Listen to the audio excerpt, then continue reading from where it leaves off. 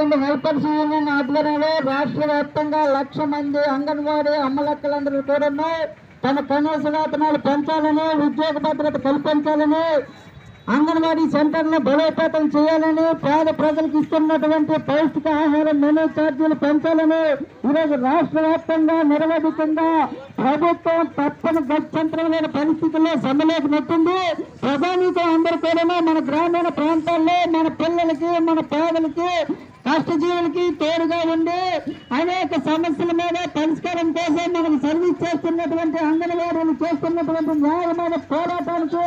ప్రజానీకం 1,000 మంది సంపూర్ణ మద్దతు ఇచ్చి యొక్క కార్యక్రమాన్ని విజయవంతం చేయాలని మీ అందరికీ కోరుతా ఉన్నాం. రాష్ట్ర వ్యాప్తంగా జరుగుతున్నటువంటి సమ్మె 3వ చేరుకుంది. రాష్ట్ర వ్యాప్తంగా కూడా అంగన్వాడీ అమ్మలక్కలందరూ కూడా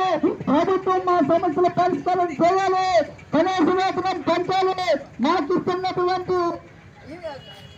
అలవెన్స్ పెంచాలి, ఉద్యోగ భద్రత